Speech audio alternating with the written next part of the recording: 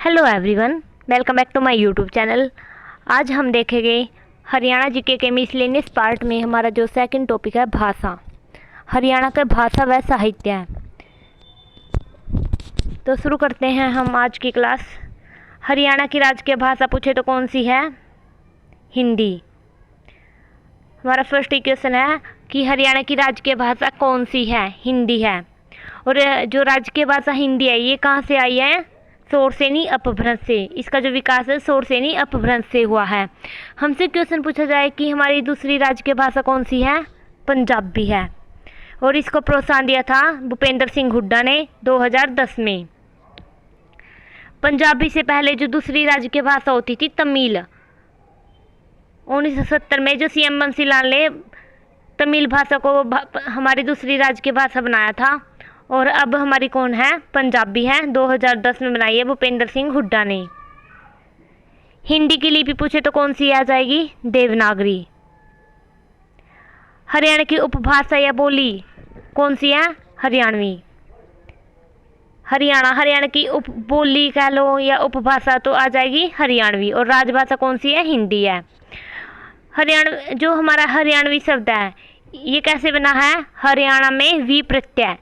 हरियाणा में जो वी प्रत्यय जोड़कर निर्माण हुआ है हरियाणवी का, ये हमारी बोली है।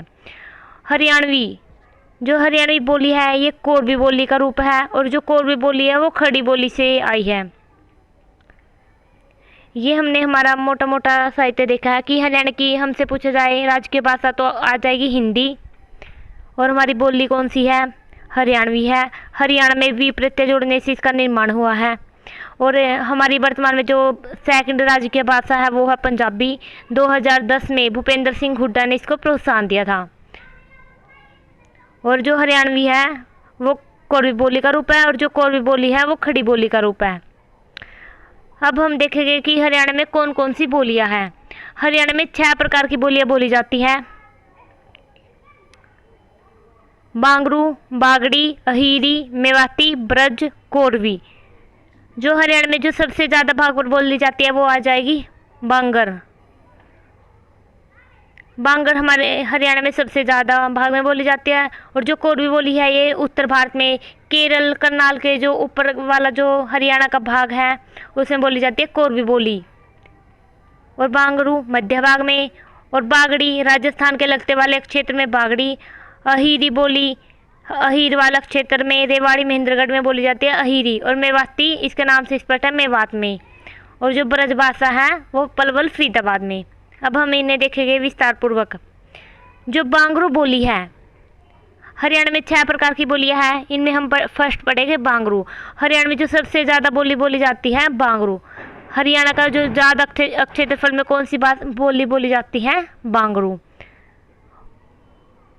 और डॉक्टर ग्रियर्सन के अनुसार जो हरियाणवी का स्रोत कौन सा है? बांगरू। हरियाणवी से आई है बांगरू डॉक्टर ग्रियर्सन के अनुसार। और इस बांगरू बोली कहाँ? ठेठ क्षेत्र पूछे तो कहाँ आ जाएगा? रोहतक। जो ठेठ बांगरू बोली जाती है वो कहाँ बोली जाती है? रोहतक में। अब हमारी सेकंड बोली है बागड़ी। बागड़ी कहाँ से बोलेंगे? जो राजस्थान के लगते जिले हैं जैसे कि सिरसा, ऐसे जिलों में बोली जाती है बागड़ी बोली।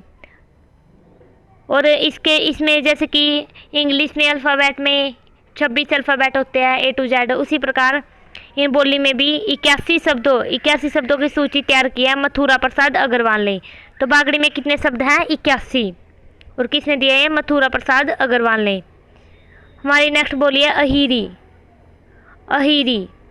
ये रेवाड़ी महेंद्रगढ़ यानी अहीरवाल क्षेत्र, यह क्षेत्र जो रेवाड़ी महेंद्रगढ़ का है अहीरवाल क्षेत्र कहलाता है। अहीरवाल क्षेत्र में बोली जाती है। और जो श्याम सुंदर द्वारा इसके 200 शब्दों की सूची तैयार की है। देखो इसमें श्याम में पहले 2 है तो हम इसे याद सकते हैं 200, इसे बन जाएगा 200। हीरे की वैल्यू वैसे भी ज़्यादा होती है तो 200 शब्दों की सूची किसमें है? अहीरी में। और बागड़ी में कितनी थी? 81 शब्दों की सूची। मेवात इसके नाम से स्पष्ट है कहाँ पे बोली जाएगी? मेवात क्षेत्र में। जो मेवाती बोली है कहाँ पर बोली जाती है? मेवात क्षेत्र में। और ईश्वर प्रसाद शर्मा ने इसके कितने शब्दों की सूची तैयार की है? 300।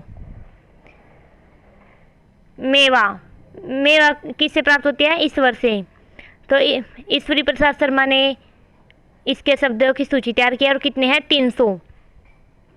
ब्रज, जो ब्रज बोली है कहाँ पर बोली जाती है? पलवल और फरीदाबाद में बोली जाने वाली बोली है ब्रज। कोरबी, हमारी छठी बोली है कोरबी। ये हमारे अंबाला के उत्तरी भाग में, हरियाणा के उत्तरी भाग में बोली जाती है। कुरुक्षेत्र, करनाल, अंबाला, पंचकुला ये सभी क्षेत्र आ जाएंगे कोरबी में। और सबसे ज़्यादा जो सूची तैयार किया है कोरबी भाषा की है 650 शब्द। इसकी सूची बनाई है कैलाश चंद्र सिंघल ने। क्या कोरबी, कैसे? कैलाश चंद्र सिंघल ने कोरबी भाषा के कितने शब्दों की सूची तैयार की है?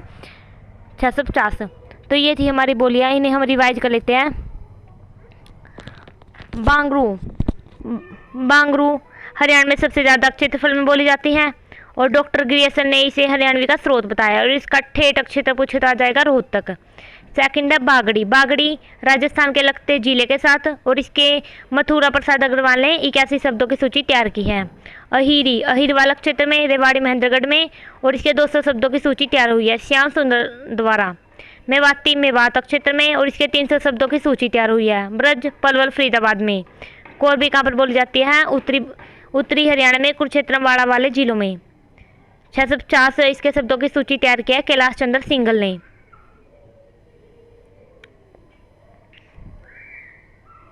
हरियाणा के प्रथम संत पूछे तो कौन है? संत लालदास।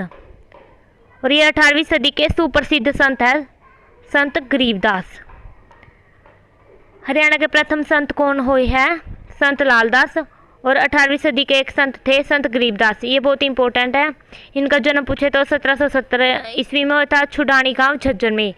संत गरीबदास का जन्म कहाँ पर हुआ? छुडानी गांव झज्जर में 1717 में।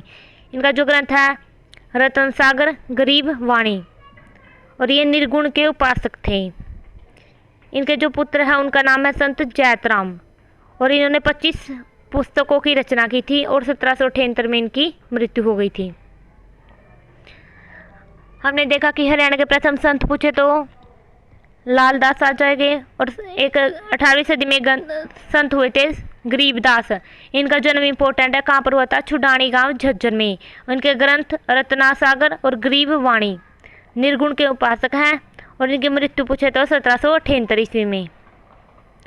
और जो एक मुस्लिम शासक थे मोहम्मद शाह ने इन्हें दिल्ली में बुलाकर आशीर्वाद दिया गया था।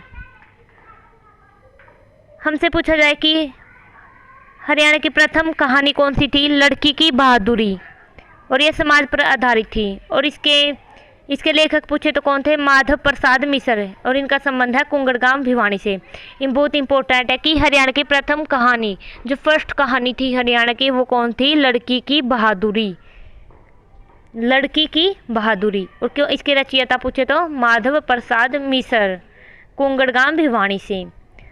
और दूसरी कहानी पूछे तो डाकी डाकखाना और इसके रचयिता थे नानक चंद शर्मा।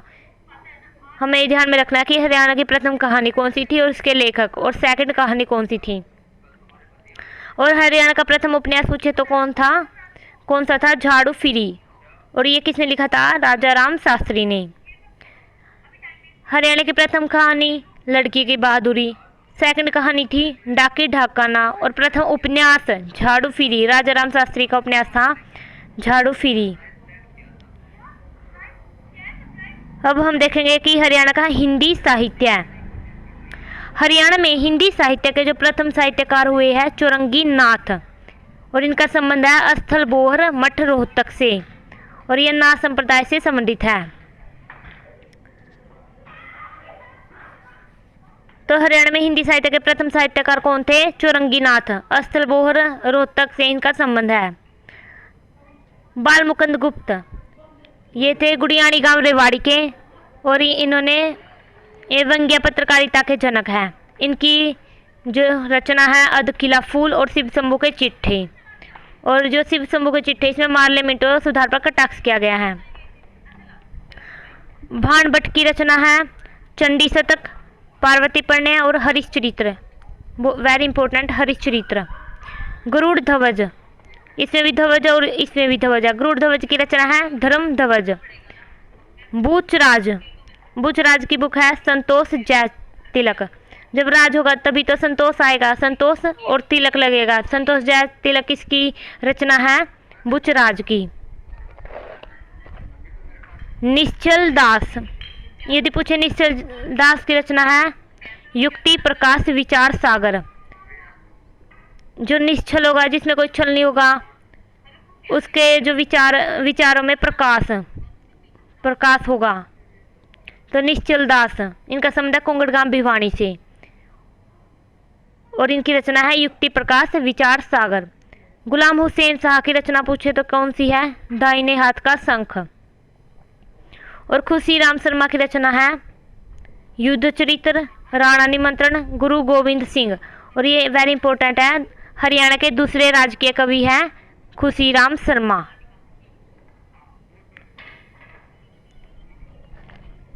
कृष्ण बाछाल, कृष्ण बाछाल की रचना पूछे तो क्या आ जाएगी? अमानत एक शहीद की।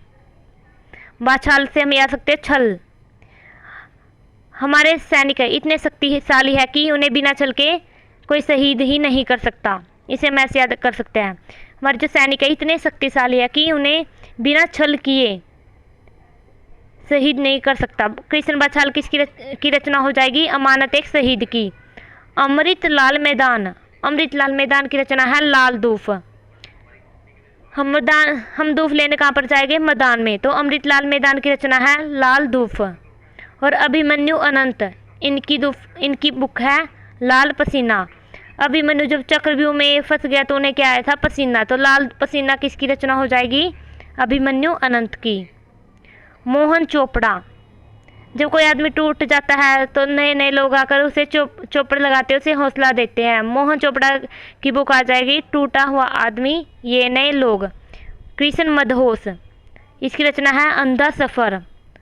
मदहोश, मदहोश होना मतलब कि अंधा होना, किसी के पीछे मदहोश होना मतलब कि अंधा। तो कृष्ण मदहोश की रचना आ जाएगी अंधा सफ़र। उर्मी कृष्ण, इनकी रचना है वन और पगडंडिया। उर्मी कृष्ण से मिलने कहाँ पर गई? वन में। तो उर्मी कृष्ण की रचना आ जाएगी वन और पगडंडिया। राजकुमार निजात,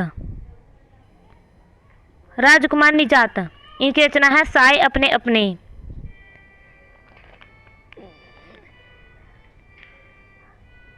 रमेश चंद्र जैन और इनकी रचना है मेहंदी रचे हाथ। हेमराज निर्गम, इसे हम याद कर सकते हैं हेमराज, यमराज। यमराज जब किसी को लेने आएगा तो क्या होगा? सभी बंधन टूट जाएगा। तो इसकी एक रचना टूटते हुए बंधन, और वे हमारे शरीर से सीप के मोती को ले जाएगा, सीप का मोती।